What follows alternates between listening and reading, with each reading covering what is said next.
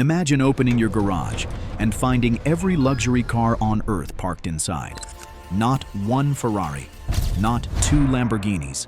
You know what? Every rare concept car hidden in private vaults. All of them. Yours. It's late at night, and he is struck in a traffic closer to his home. Radio playing the same song for the third time, and suddenly, a Lamborghini screams past him in the next lane. Then a Ferrari. Then a Rolls-Royce that probably costs more than his house, and his neighbor's house. The magical ring senses a wish forming. It rolls out of nowhere and jumps into his passenger seat. He barely notices and whispers, half joking, "I wish I owned all the luxury cars in the world." The ring glows once and vanishes. Every luxury car on planet Earth now belonged to him. Sounds like paradise, right? Well, let's see how this plays out. And ask yourself, would you wish for it? He wakes up to silence. Not phone silence. Street silence. No engines, no revving, no honking. He opens his phone. Luxury car pages are gone. Dealership websites show inventory 0. News headlines update in real time every luxury vehicle missing worldwide. Dealers report empty showrooms. Governments investigating mass vehicle disappearance. His doorbell rings. A tow truck is parked outside. Behind it, a Bugatti. Then another. Then another. They keep coming. Within hours, his street turns into a car museum.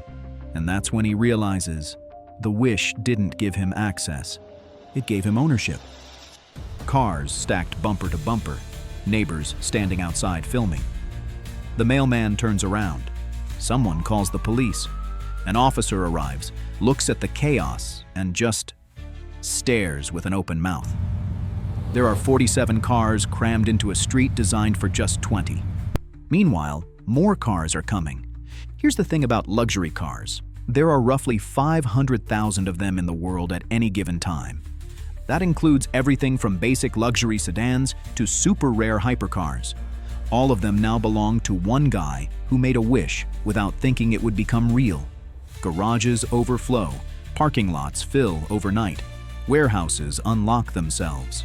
Every luxury car automatically re-registers to him.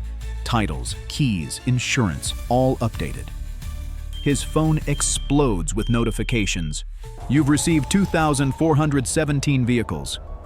Storage limit exceeded. Global asset registry error. He tries to drive one. He picks a red Ferrari F8 Tributo and takes it for a spin. The engine sounds like a lion roaring as the speedometer hits numbers he didn't know cars could reach. People pull out their phones to film him at every stoplight. Then he tries Lamborghini Aventador. Whole different experience. It's like driving a spaceship that's angry about being on the ground. The steering is sharper, the acceleration more violent, the attention way crazier. Next up, a Rolls-Royce Phantom. This car is the size of a small yacht. The interior smells like a luxury hotel. The seats massage his back while he drives. There's a mini fridge in the back seat stocked with bottled wine that probably costs $5,000 each. The thrill is unreal. V12S, electric hypercars, hand-stitched interiors. For the first few hours, it's heaven. He's living every car lover's greatest fantasy. He's switching between vehicles like people switch between TV channels, sampling everything and feeling like the richest person alive. Strangers cheer. This is the greatest day of his life. He is unstoppable. Then, something weird happens. He gets bored. When everything is rare, nothing feels special. He drives $1 million car to get coffee, spills coffee on the seat, doesn't care. He switches cars like playlists. Ferrari before lunch, Rolls-Royce after, Bugatti for groceries. The excitement fades fast. Luxury only works when it's limited. Now it's just transportation, and the world notices before he does. Factories shut down. Why build luxury cars if one guy owns them all? Engineers get laid off, designers quit. Dealerships turn into coffee shops. Car influencers panic. What do we flex now? Celebrities start walking. Valets stand idle. Traffic changes. Without luxury cars on the road, cities look ordinary. Status symbols vanish overnight.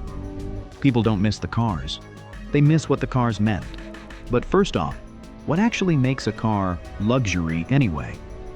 A really funny fact is that not every expensive car counts as luxury.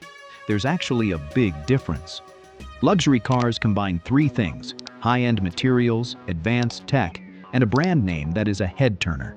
The cheapest luxury car costs around $35,000. The most expensive one ever sold?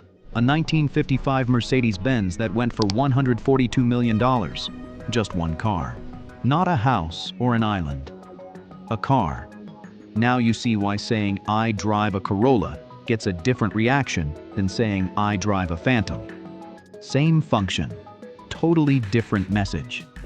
Now imagine owning every single one of these luxury symbols. It's the best flex in the world, at least until reality shows up with a bill. Let's start with the insurance problem. Insuring one luxury car costs anywhere from $3,000 to $10,000 per year, depending on the model. Some could go as large as $50,000 annually. He owns 500,000 of them. The insurance companies start sending quotes. The numbers don't even look real, and it's not millions. It's billions with a B. Just to keep these cars legally insured for 1 year would cost more than most countries spend on their entire military budget. And that's assuming insurance companies even agree to cover him. Most won't insure collections this large. They just can't afford the risk. Just think about it. If a tornado hits one of his garages, they'd go bankrupt trying to pay the claims. Within 2 or 3 hours, 96% of his collection becomes illegal to drive. No insurance means he can't drive on public roads. He's got 500,000 cars and can only legally use about 20,000 of them. And that's if he pays the premium that costs more than some small nation's GDP. I mean, he's got to start selling them, but what if he doesn't? Where does he even keep 500,000 cars? Each car needs around 180 square feet of space, and that's just for parking. Multiply that by 500,000 cars, and you need 90 million square feet of storage. For context, that's roughly 2,000 acres. And the biggest mall in America is just 96 acres. Empty warehouses cost around $5 per square foot annually to rent. That's $450 million per year, just for the 2,000 acres he needs. And we're not including security, climate control, or maintenance. Just the empty space. How about putting the cars in shipping containers and stacking them? Great idea, until you remember that luxury cars aren't supposed to sit in metal boxes in extreme temperatures. The leather will crack, the paint will fade, and the engines will develop issues. Still think it's a great idea? Now, let's just assume he's able to cover the insurance and storage of these luxury cars. What about the maintenance? Luxury cars are high maintenance in ways regular cars aren't. A Bugatti Veyron needs its tires replaced every 2,500 miles. Each set costs $38,000. The wheel rims cost $69,000 if they get damaged. Just routine maintenance on one Bugatti costs more than most people's annual salary. Now multiply those costs by 500,000 cars. Meanwhile, he'd need to hire hundreds of mechanics working 24/7 just to keep up with basic maintenance. The labor costs alone would bankrupt him in a month. Most luxury car owners drive their vehicles maybe 5,000 miles per year. His cars just sit there, developing problems from not being driven and requiring maintenance because that's how machines work. Here's something nobody thinks about. Luxury cars lose value faster than regular cars. Yep, that's the depreciation disaster. A new Mercedes S-Class loses about 40% of its value the moment it leaves the dealership. After 3 years, it's worth just half what someone paid for it. After 5 years, it's worth maybe 35% of the original price. He owns every luxury car currently existing, which means he owns a lot of cars that are brand new today, but just for today. Give him 2 or 3 years, and his entire collection is just a pile of old metal boxes. There's no way to stop this. Cars age whether you drive them or not. Time destroys value automatically in the car world.